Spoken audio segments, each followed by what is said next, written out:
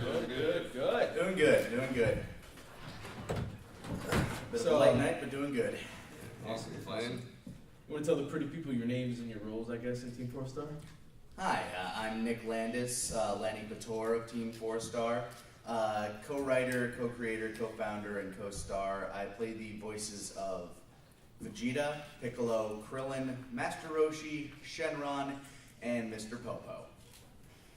My name is Anthony Sardinha. I voice in Team 4 Star. I play Captain Ginyu, Dodoria, Salza, Nikki. I'm going to be playing Hercule. I'm also the creator of JoJo's Bizarre Adventure Abridged. Awesome. Thank you, guys. The floor is open. Joshua Altobelli from WCCA TV. I'm guessing that you guys all live like far away from each other. Yes. Does that ever have an effect on the production or? Luckily, with the internet being what it is today, it's really easy to get in contact with anybody from all across, not only North America, but the world. The three writers, myself, Scott Frericks, and Curtis Arnott, we're actually from complete different corners of the continent. Curtis lives up in British Columbia. Scott lived for the most part down in Louisiana. Now he lives in Dallas, and I live up in Minneapolis. So we're always coordinating Skype calls. We set up meetings, things like that.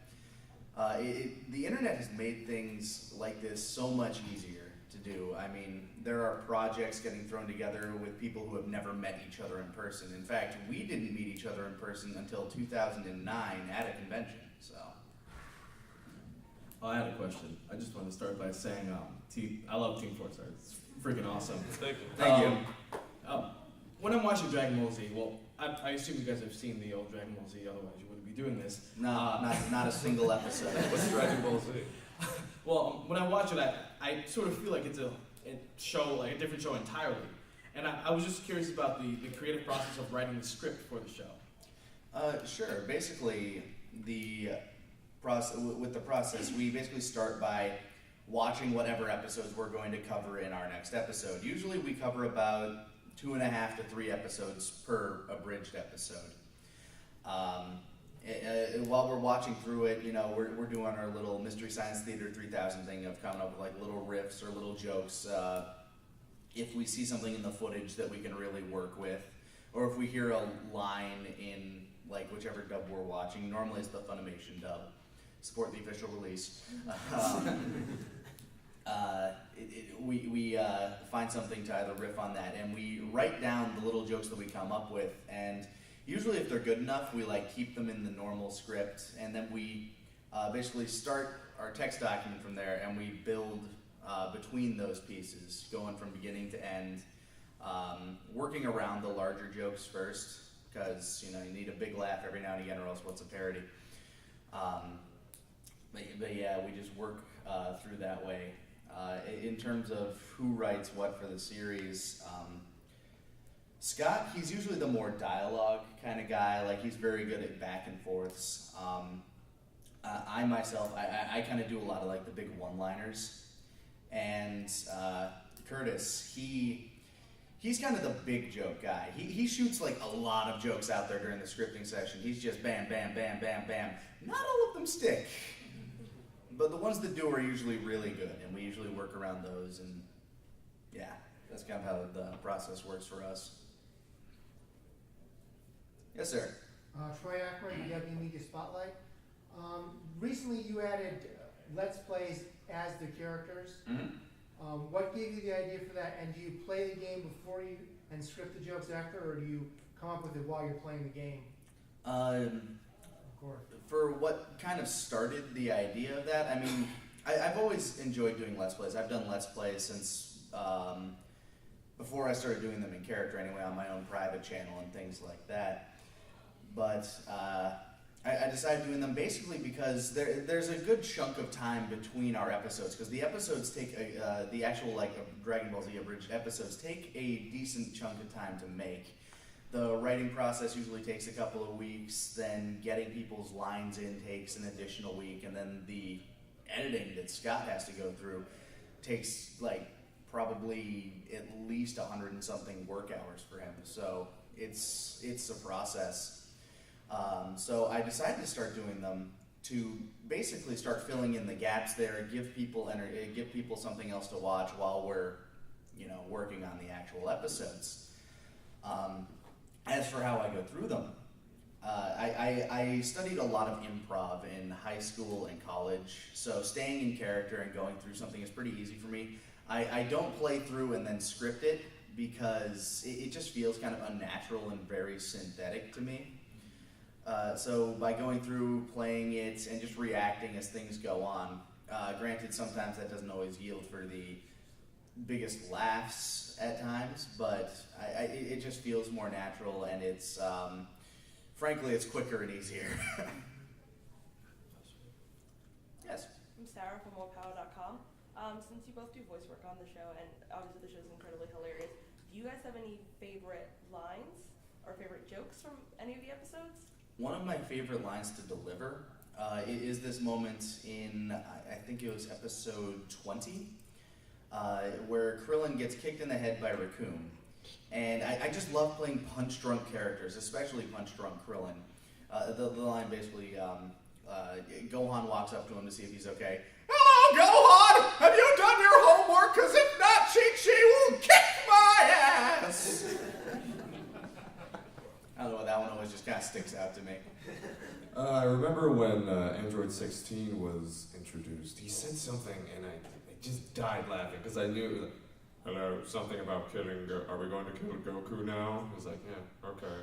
And like, just that whole, just that character in general is funny to me, and I'm excited for like whatever lines are going to come up. 16 is going to be a lot of fun. Yes?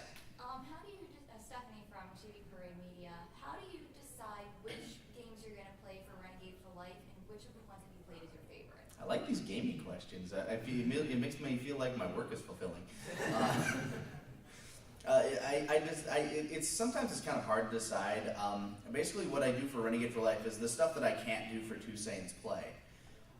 For those out there who don't know, Renegade for Life is a series of games in which I play as Vegeta. They're kind of clipped down more than they are for a full Let's Play. I edit down to basically the best of what footage I recorded. And Two Saiyans Play is where Vegeta and Nappa play video games in the same vein. So for Vegeta, it's more along the lines of I need to find a game that he's either going to find super awesome or find very, very tedious. Because those are going to yield the best reactions out of him. Or super frustrating. Frustrating is also fun. In this case, I'm actually currently in the middle of editing Rogue Legacy, which should be pretty good because that game gets a little frustrating at times. It's basically a game designed around, okay, keep dying until you get better. And those are some fun games for that kind of thing, especially things that have like one-hit kills or like you just can't dodge things that just makes Vegeta all frustrated and angry. Yes? Hi, I'm Keiko from Cosplay NYC Magazine. I'm a really big fan of you guys. Thank you. Love your work. Question is, I know Curtis does a lot of cosplay, especially as Loki. Have you guys ever done any cosplay, or do you guys like any cosplays that you guys see in conventions? I love cosplay, and the people who are able to do it, like the people, especially the people who make their own stuff, they come out so elaborate. I just applaud them. I have never had the time or the money to actually, do one for myself. Actually, a friend of mine made me once I started growing out the beard, he made me the Steven Universe shirt because all I ever tend to wear are like shorts and flip-flops at these things. So it's like, you look kind of like a grown-up Steven Universe. I'm like, okay, that'll be my cosplay. But yeah, Curtis, he loves to cosplay. I'm pretty sure his Loki costume cost him like a couple $1,000s. That's his dedication, I'll tell you that much. And he just loves going to conventions, getting his picture taken, and just like he'll be stopped for like hours at a time when he's at like PAX or something like that with that on. How about you, man? Right now I'm actually cosplaying as Shardis from Attack on Titan. so there's that. Like I personally don't cosplay, but like I really appreciate all the people who do because that's just so much like so much time and effort and dedication and artistic like passion just put in for like 3 days, maybe 2 days. I love seeing the very obscure cosplays. Like you see like the bunch of people who are like the Frozens and the Attack on Titans and the Homestuck, and then there's the one person who just stands out from something that you've seen and probably everyone else is like, what is that? I saw someone who was dressed up as the cop from the Lego movie. And I was like, oh my god, that's hilarious. I can't take a picture of you. Thank you. Yeah. You sir, that. Charles from Full Coverage Writers. Out of curiosity for the Krillin plays, is there a game that you would not play? One game that I've actually found kind of intimidating, like I don't normally get scared playing games, but I tried this one out once. SCP Containment Breach is actually like one of those games that's actually kind of hard for me to get through. There's like a certain level of stress where it's like, okay, I need to keep this thing in my line of sight or I am going to die. And it's not so much that I'm like scared of the situation, it's just like I don't want to screw up, I don't want to screw up, I don't want to screw up. It's one of those things where it's like I kind of want to be able to get through the game in order to play it. And that one I found a little difficult at times because you're just running through the hallways and all of a sudden you just die because you weren't looking at the thing that was in the corner of the room you just entered. Yeah. We have time for one more question. Okay. Yeah, would you like to pick somebody? Yeah, sure, the guy in blue. John from That Con Life. When are you guys going to crown the new patty cake champion? The belt is sitting on my wall as we speak. I am a retired champion. And, yeah, that's the way that's going to work out. Worked for Mick Foley. Yeah, I actually got it signed by Mick Foley and Jim Cummings. Pretty much anybody I attribute as being part of my childhood, I tried to get it signed by. Unfortunately, I didn't bring it this weekend. I would have loved to have Rob Paulson and Maurice LaMarche sign it. All right, thank you guys so much. Everyone, Team 4-Star. Your names and your roles, I guess, in Team 4-Star. Hi, I'm Nick Landis, Lanipator of Team 4-Star. Co-writer, co-creator, co-founder, and co-star. I play the voices of Vegeta, Piccolo, Krillin, Master Roshi, Shenron, and Mr. Popo. My name is Anthony Sardinha.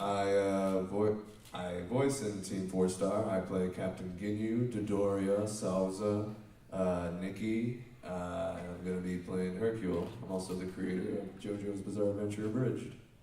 Awesome. Thank you, guys. The floor is open. Joshua Altobelli from WCCA TV. I'm guessing that you guys. How's it going, guys? Good. Doing good. Bit of a late night, but doing good. Awesome. Playing. You want to tell the pretty people? You guys all live like far away from each other. Yes. Does that ever have an effect on the production or what? Luckily, with the internet being what it is today, it's really easy to get in